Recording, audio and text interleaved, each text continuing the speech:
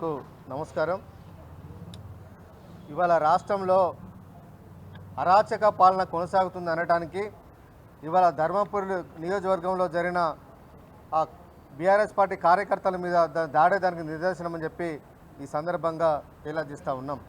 ఒక పక్క కాంగ్రెస్ పార్టీ నాయకులే వాళ్ళే సవాల్ విసురుతారు. కొప్పులీశ్వర గారు ధర్మపురి నియోజకవర్గ అభివృద్ధి కోసం ఏం చేయాలని చెప్పి అన్నది కాంగ్రెస్ పార్టీ, సవాలు విసిరింది కాంగ్రెస్ పార్టీ. దానికి స్పందించి మా పార్టీ నాయకులు మా కార్యకర్తలు చర్చకు వస్తే ఇవాళ భయపడి చర్చించే దమ్ము లేక అడ్లూరు లక్ష్మణ్ గారు ఎమ్మెల్యే అయినాక ప్రభుత్వ విప్ అయిన తర్వాత ఒక నయా పైసా తీసుకురాని అడ్లూరు లక్ష్మణ్ గారు తరపున ఇవాళ పోలీసులను తీసుకొచ్చి ఇవాళ మీరు చర్చకు వచ్చి ఇవాళ మా నాయకుల మీద దాడి చేస్తారని చెప్పి ఇవాళ మేము ప్రశ్నిస్తూ ఉన్నాం. మీకు ధైర్యం ఉంటే నిజంగా అభివృద్ధి కనుక మీరు చేసి ఉంటే పోలీసులు లేకుండా మీరు చర్చకు రావాల్సింది.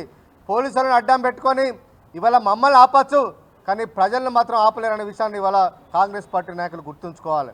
మీకు నిజంగా సిగ్గుంటే ధైర్యం ఉంటే ధైర్యంగా రండి. పోలీసులు ఎందుకే మీకు నిజంగా మీరు అభివృద్ధి చేశారు కదా, అభివృద్ధి చేసినప్పుడు పోలీసులను తీసుకొని రావాల్సిన అవసరం మీకేమున్నది? ఇవాళ మా పార్టీ కార్యకర్తలకు సమాధానం చెప్పే ధైర్యం లేక కొప్పులీశ్వర్ గారు చేసిన అభివృద్ధిని చూడలేక ఇవాళ ఇలాంటి చిల్లర మల్లర రాజకీయాలు వేయడం కాంగ్రెస్ పార్టీ నాయకులు మానుకోవాలని చెప్పి హెచ్చరిస్తూ ఉన్నాం. ఇవాళ ముఖ్యమంత్రి గారు అందరా బామలను తీసుకొచ్చి ఇవాళ తెలంగాణలో తింపుతుండు. ఏం చూపిస్తుండండి? కేసీఆర్ గతంలో నిర్మించిన ఆనవాళ్ళను చూపిస్తాడు తప్ప కొత్తగా కాంగ్రెస్ ప్రభుత్వం ఈ 15 నెలల కాలంలో ఏమైనా చేసిన ఏమైనా ఉన్నాయా?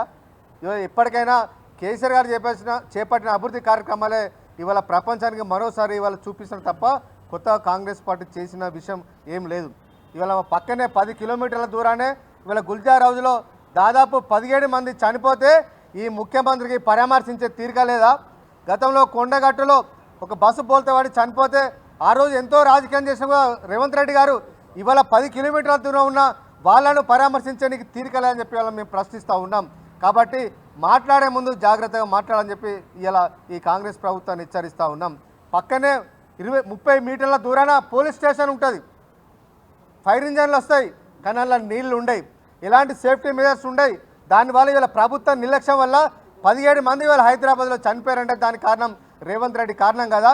వీటి మీద రాండి చర్చించడానికి, ప్రభుత్వ వైఫల్యాల మీద చర్చించడానికి రావాలి తప్ప ఇలా చిల్లర మల్లరగా మా పార్టీ నాయకుల మీద ఇంకొకసారి కాంగ్రెస్ పార్టీ కార్యకర్తలు పోలీసులను తీసుకొచ్చి ఇవాళ చేయి వేసుకోవాలని చూస్తాం మాత్రం ఖచ్చితంగా కాలు చేతులు విరగొట్టడానికైనా మా బీఆర్ఎస్ పార్టీ కార్యకర్తలు సిద్ధంగా ఉందని చెప్పి వీళ్ళు హెచ్చరిస్తూ ఉన్నాం.